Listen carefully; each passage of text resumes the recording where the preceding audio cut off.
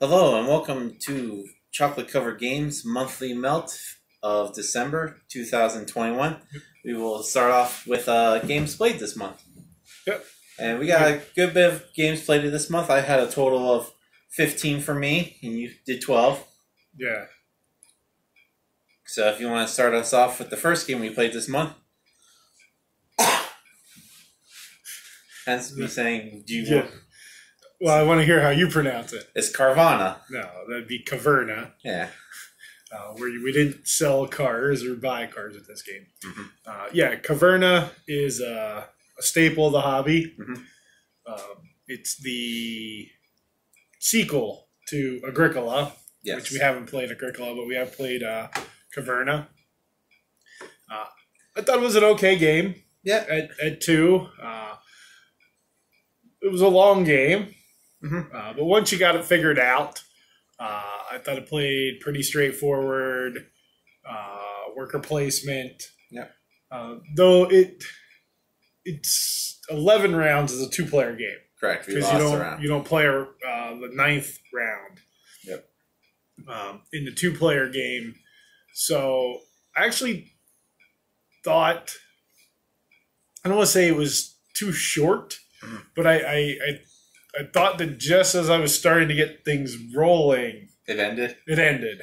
Yeah, it seemed like neither of us really got to the farming until, like, the 10th round. Yeah, it took a while to get, now I did more farming than you. Mm-hmm. You did more... troll building. Yeah. I think you got a cow at the very end of the game. Yeah, I bought a cow. Like, in the last round. I mean, I had one of every animal. But it was like last 2 rounds for you to get that.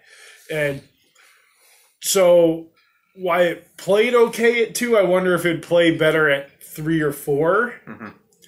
Mm-hmm. Because you have that extra round. I don't know if it would... I don't think it adds more that you can do. No.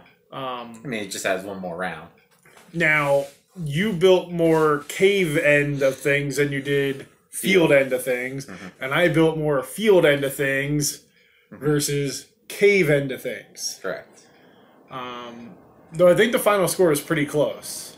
I honestly don't even remember who won. Well, you won. Did I? Yeah. Okay. But I think it was pretty close. It was an okay game at 2. I'd play it again at 3 or 4. Yeah. I know it would make a lot longer, but yeah... for a worker placement game, I can see why people like it. Mm-hmm. The second game we played this month was Fable Fruit. Yeah, Fable Fruit.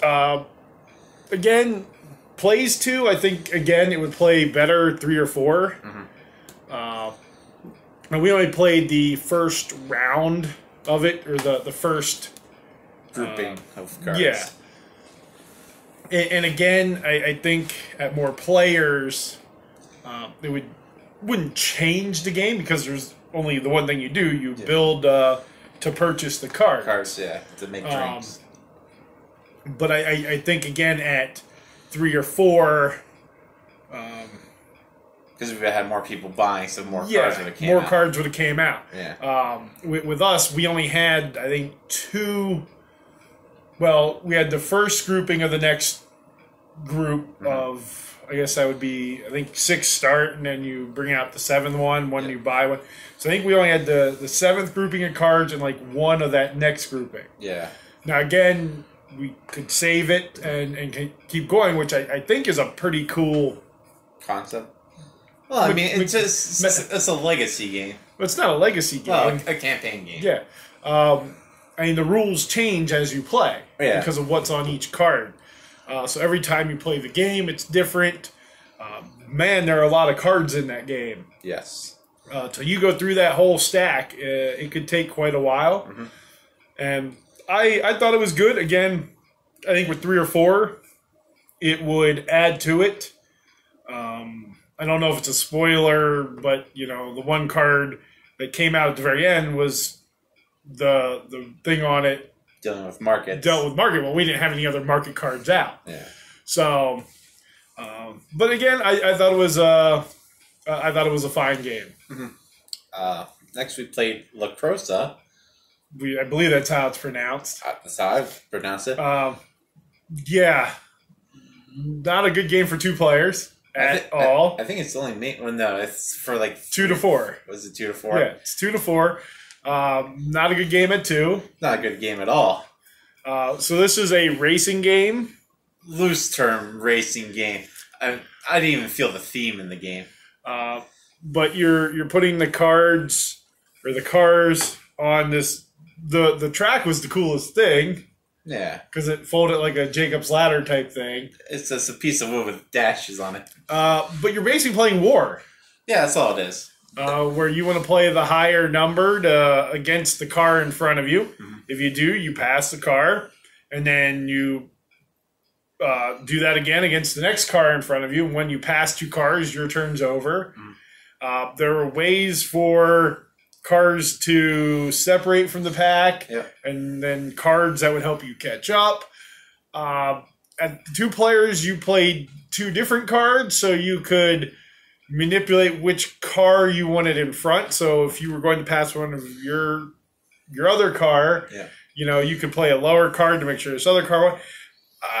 We played one hand of it. You're supposed to play 9 rounds equal to race. Well, one hand equaled a lap, and then 9. So we did 1 lap. 9 rounds equaled a race, and you scored points for each one. At 2 players, it just wasn't. I didn't think it was fun. No. Again, at 3 or 4, where everybody's playing a car, then it's different. Because on the cards, you did have the ones that were like draft, where. So if you won and you played that and it was a draft card, you moved up behind the next car if there was a space between you. Or if you were the front car and you played the draft card.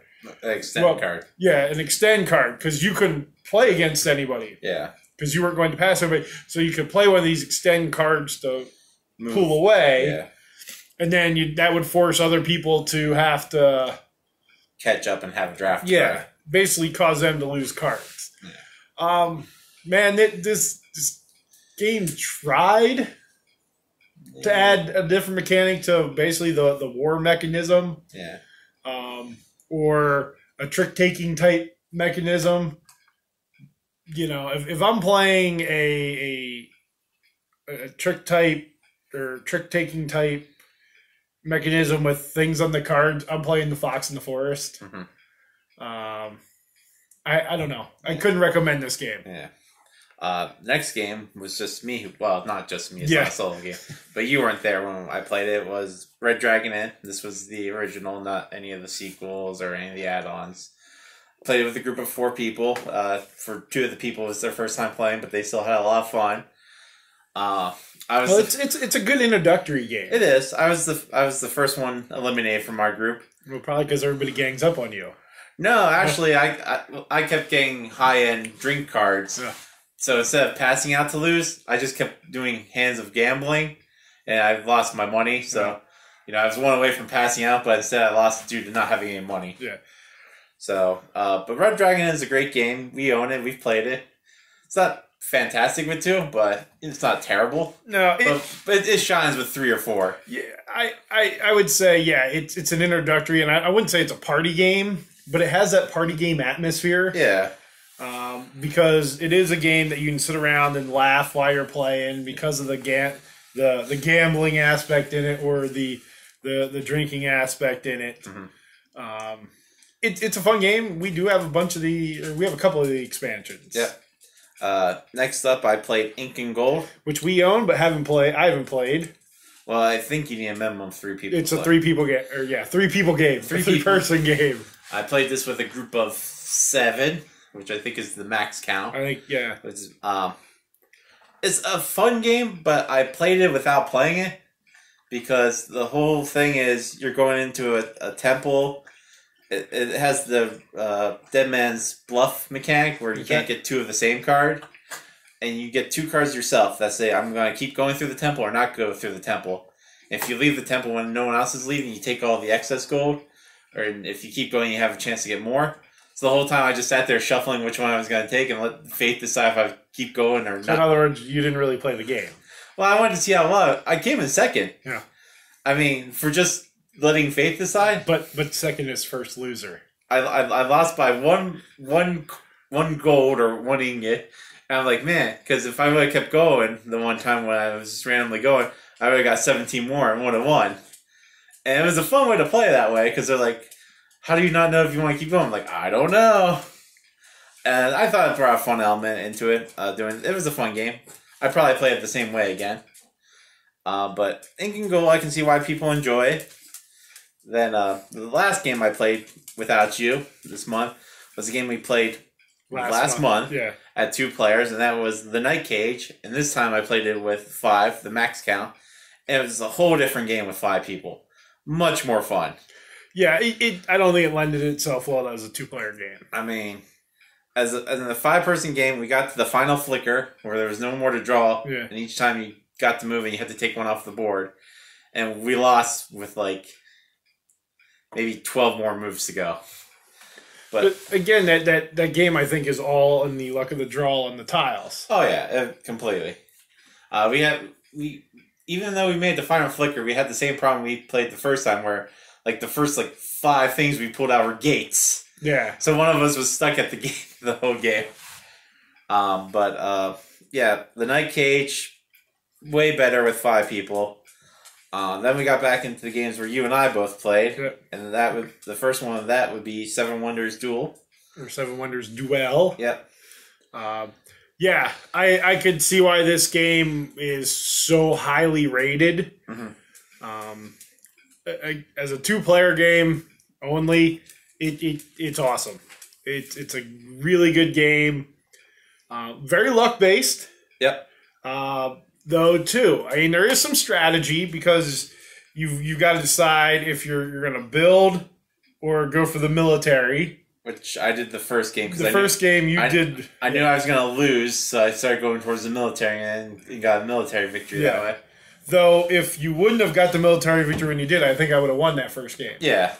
Though I didn't have things to build with. You had the I was going to say goods, but you had the materials to build with. Yeah. That's what hurt me in the second game. You didn't have any wood. Yeah, I couldn't build anything after the first error. And again, so I just had to keep throwing cards away. The luck of how things came out, you also couldn't get the military stuff. Yep. Because for you to do anything, you kept having to sell the cards to get the money. Yep. So it is luck based, but it is a really good 2-player game. And for me, I love 2-player games, and that 20-minute to 30-minute time frame is my sweet spot. And man, it just hit all the buttons. Next game we played this month was 5-Minute Dungeon. Very fun game. Yes.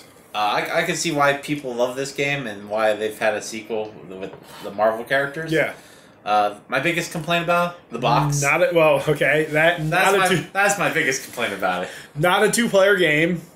You can play it 2. It ramps the difficulty up at 2. Way up. We got through the first boss. Baby. Baby boss. No, it was the baby barbarian. Yeah, baby barbarian. But man, when you have to add cards for that second one, it is darn near impossible at 2 players. Not having those extra powers. Because, with each character having a power, the more people playing, the more powers you have. Yeah, and that's exactly what you said while we were playing. Mm-hmm. You know, if you'd have people... Because we change characters. Because you can change characters in between... bosses. Yeah. The first time we played, we both took where you could draw cards. Yeah. Which sort of helped, but sort of didn't. So the second time, then, you had, defeated monsters, and I had, defeated an obstacle. Well, it helped, except for when we got stuck on, the person. Yeah. So we didn't have something to defeat a person, so we were burning through cards. We could... Where if you had that other player, or 2 other players... now, granted, your deck is smaller with more players because they also have cards. With the 2 players, you combine 2 decks. Yeah. But yeah, I agree. I can see why people think this is a fun game. Next up is going to get my seal for worst game of the month. Easily. Really? Absolutely. This is a game that... Over the racing one? The racing one wasn't fun, but I knew it was going to end. Well, this one ends. I didn't think it would. Why? Even though it was short, I thought, oh no, I still have cards in my hand. And, well, actually, yeah, I would still say this was worse than the racing game. And that's Dragon Bites.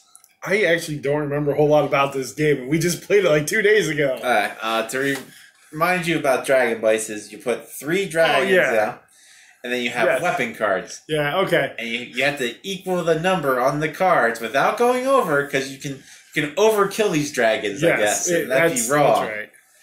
So yes, this is basically Battle Line or Shot and Totten for kids. Because sort of, yes. It was to teach you how to add. It was math. It was a way to trick kids on. But the thing is... Hey, you need to make 7. Now, how do you make 7 with the cards in your hand? Here's a 3, a 2, a 2. Yay. But, so, one, the rule book wasn't very good. Well, it wasn't. Yeah, it was a pamphlet. Well, but it wasn't written well because I really didn't understand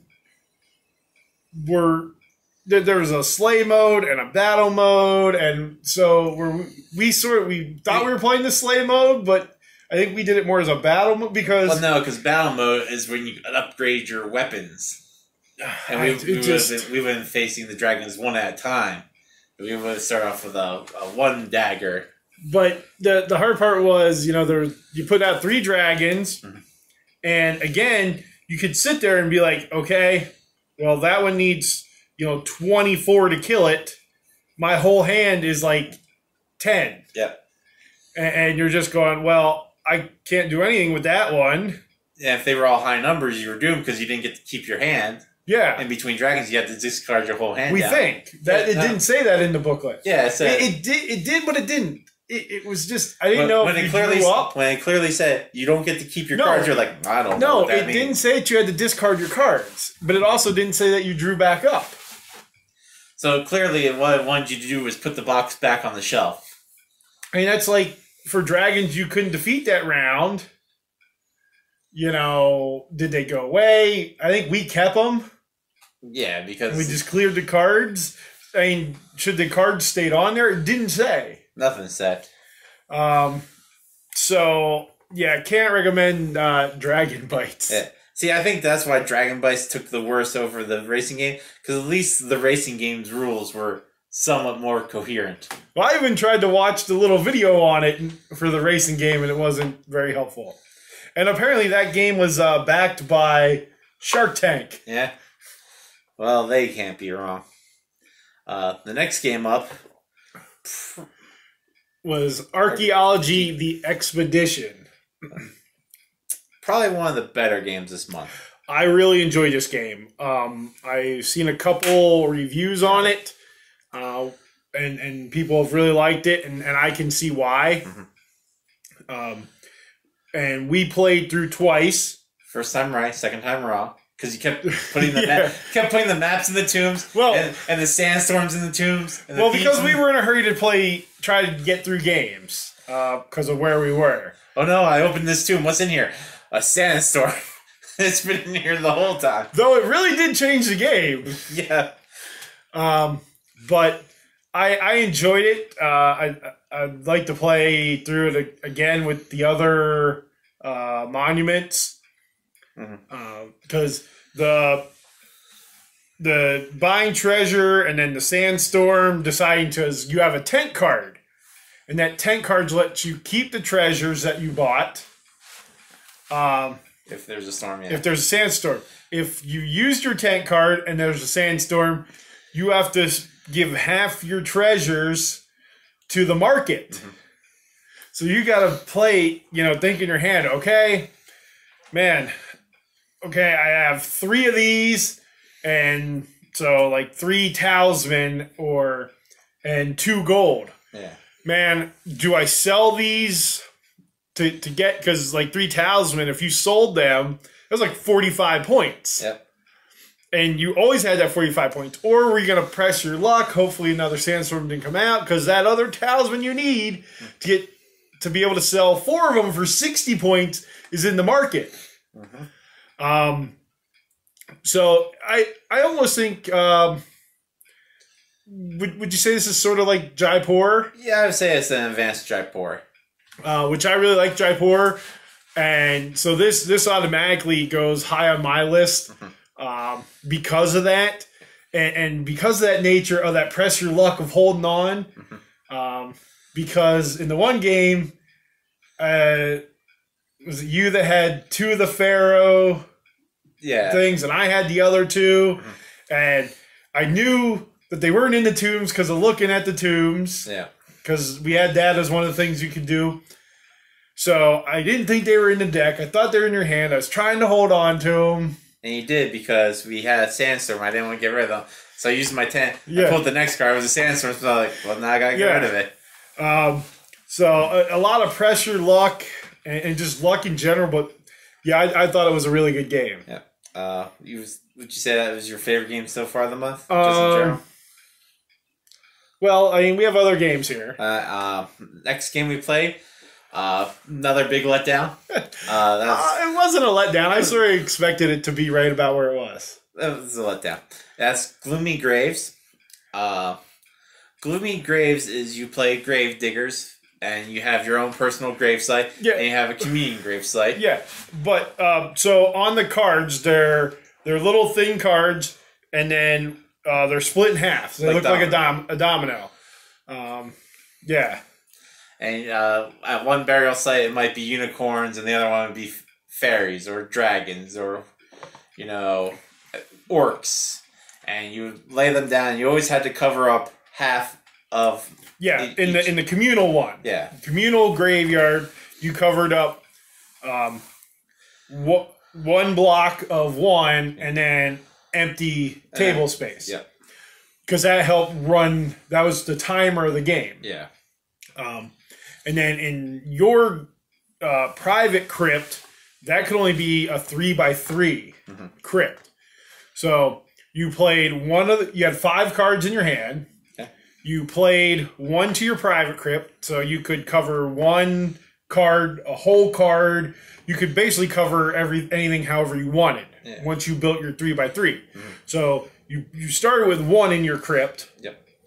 And then you added a second one and a third one, and you could replace it however you was, but you could never go bigger than 3x3.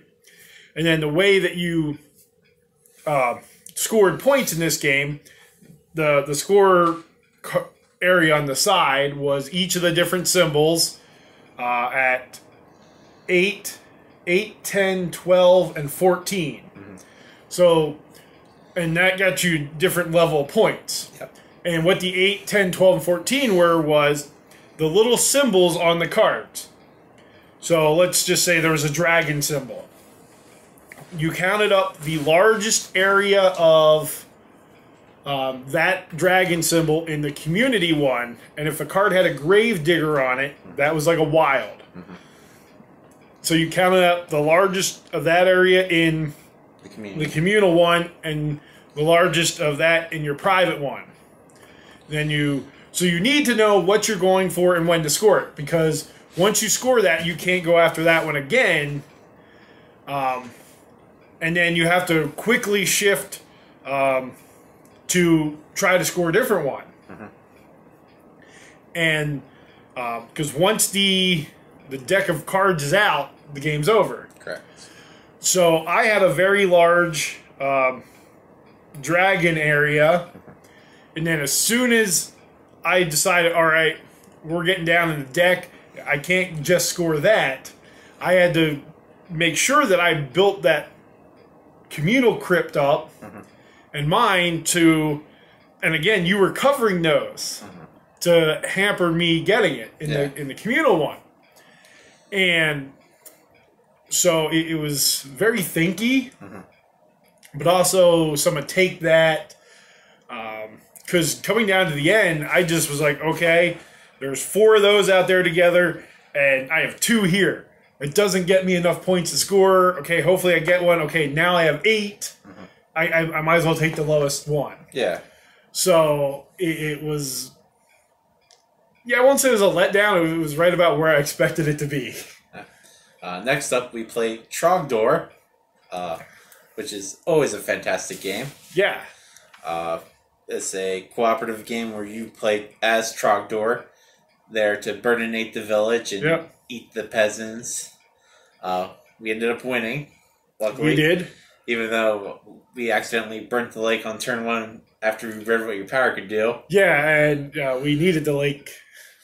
But it still worked out. Because the lake actually helps Trogdor regain power. Mm-hmm. Well, it didn't help, too, that the mountains got burned on, like, the second move, so they didn't have a place to hide. Yeah. But we did okay with that yet. Yeah. The only thing with burning the lake on the first turn is the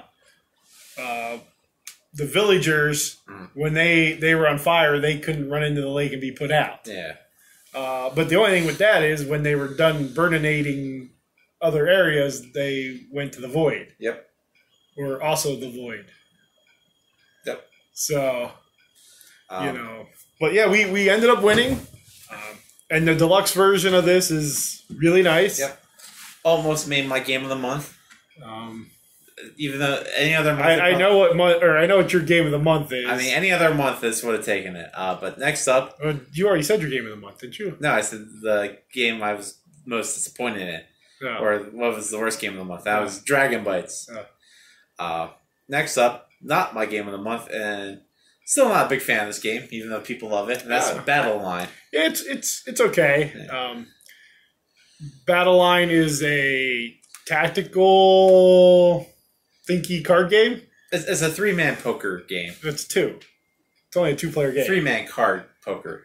I mean, Because so you're always playing 3 cards. You play 1. Well, to make a group of 3. Yeah. Fine, So explain it. I don't know what this game's about. Well, apparently not. So you're trying to get the best card hand on your side of a flag. They're not flags, they're pawns. But they're called flags. In the rulebook, they're called flags. This is where you're wrong. So they're pawns. But in the rulebook, they're called flags. Mm-hmm.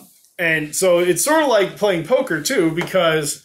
because you're trying to make a hand? Because 3 of the same color and in sequential order is the top. And then I believe it's 3 of the same color. No, 3 of the same number. Then 3 of the same color.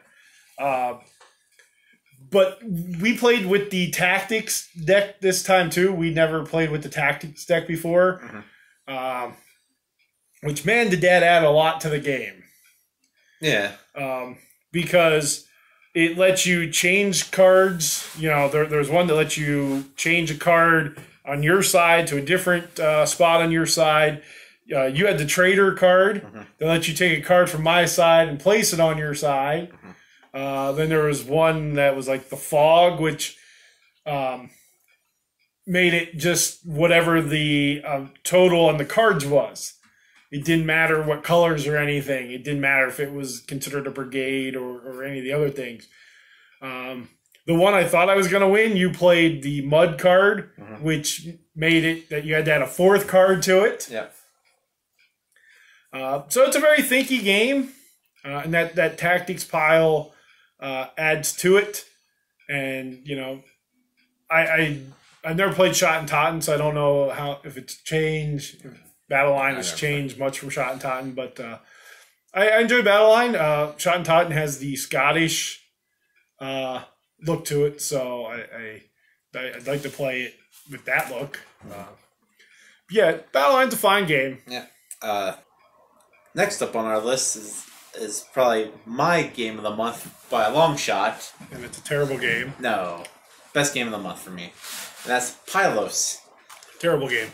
Pylos is an abstract strategy game where each player plays as a different color like in checkers.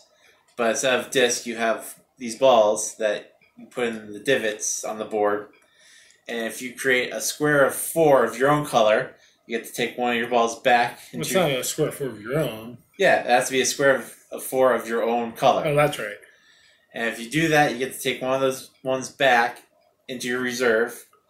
And then you're trying to make a pyramid and be the person on top of the pyramid. If at any point you can move one of yours from the lower level to another level, you can instead of using one from your reserve. Yeah. The key is never to use any from your reserve if you don't have to. Yeah, the 4 of your own color lets you bring one back. Okay. The square of 4, no matter what, lets you move one up. Yeah. So Terrible game. So you definitely want to be trying to use as much as you can that's already out before having to add more in. Yeah. I mean, I do think I wouldn't say there's a first player advantage. Well, no, because it's really random. But I do believe once you start building up, then the first person who can actually move up a level has the advantage. Yeah, because whenever I had the option between blocking a 4 for you or moving one of mine up, I would have always moved mine up because it uses less from my reserve. Yeah, but also it forces that other person to build on that level below. Yeah. So I always ended up finishing the bottom, levels, and then I had less in my hand. Because in the first game, you had like 5 pieces yet, and I was out. Yep. Well, that's to be expected. I consider Pylos one of the best games out there for 2 people. Because it's simple, it's not language-based. Spoiler, not my top 100. I thought it was like your number, 93. I just don't like abstract strategy games. I think abstract strategy games are fantastic. And we ended the month with another 2-player game, and that is The Duke, which we also played last month. So this is the first game we've ever had on this channel where we played back-to-back months. Yeah. And it was a special reason that we played it this month as well. Yeah. It was actually wasn't the first hobby game we played. No. The first hobby game, well, I won't say that because you had... Heroescapes? Yeah. Yeah, Heroescapes is awesome. I still own it. Yeah, but I mean, awesome. that we went out to and played someplace. That was Castle Panic. Yeah. At that International Tabletop Day. But this was the first game that we, at the Game Table Cafe. Game Table Cafe, our first time there, this was the first game we played. Yep. Check out the interview we did with the owner of the place. Came out earlier this month. And with them closing their doors here, we wanted this to also be the last game we played there. Yep. And, if you like chess, you'll like the Duke. Yeah. You move the pieces and then you flip them over and it does basically the opposite thing. Then, good game. Very strategic.